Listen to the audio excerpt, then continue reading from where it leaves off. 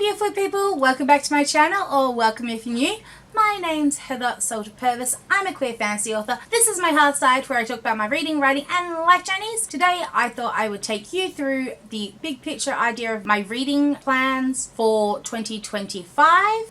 So that will include the reading challenges I'm taking part in, how I'm going to be structuring my TBRs, any books or projects I want to take part in completing. So let's dive on in, and I'd love to hear any of your opinions.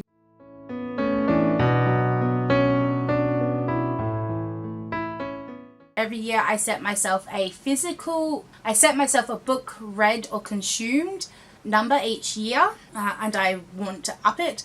So this year in 2025 I'm going to aim for 100 books in 2025 consumed, because I am a big believer in, regardless of how you consume the story, whether it's an ebook, an audiobook, a physical book, a manga, a graphic novel, it all is a way of consuming stories. So that is going to be part of it. I also will be still chasing down the elusive 24,000 pages consumed in the year, which works out nicely to making sure I'm reading or consuming at least 2,000 pages a month while I get through a range of other things. So TBRs, I will be looking at kind of pulling 10 books off or committing to 10 books a month, so that if I don't get them all, or I DNF some, I can still hit the 100 books next year. Dragon, our little child, is going into pre-primary, so there will be reading homework for her. So she's starting to learn to read, so we will be looking at those books as well, because I will have to read them quite a lot, so I will count them once. So the reading challenges I am going to be taking part in is the 25 and 25 bingo that is being hosted by Bree from Paws and a Book. I did already do the Piles of Possibilities, which I will link up here. So it is basically a bingo board.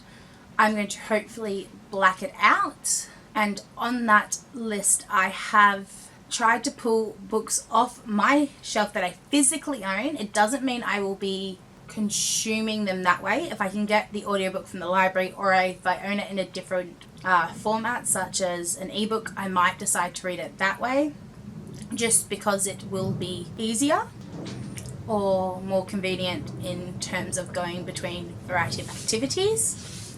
The next one is to make sure monthly I am doing the ticking off and keeping up to date with my bookish bingo from hell board that is hosted or created by the beautiful Leanne from Literary Diversions. I have kind of changed it to align a bit more with how I want to track and prioritize my reading.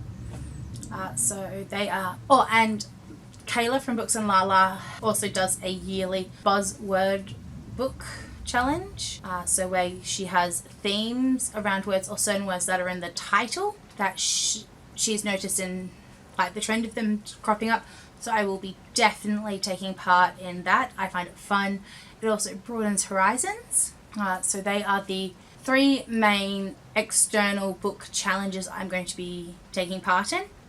How I'm going to be selecting the 10 books is I will either be taking part in readathons, because I know the amazing readathon came up and that was really fun in June. So either the readathons, choosing my TBRs, or I will be setting my own through, probably I'll do spinner wheels, as I find them really fun. And I will also be trying to get the Double Trouble Book Club, which is the book club I run, on each of the lists, which is a duology book club.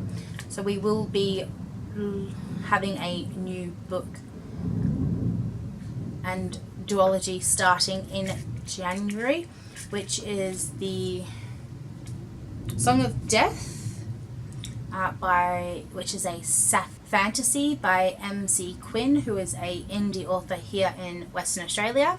So I would really like to support indie local authors, and also uprise queer voices.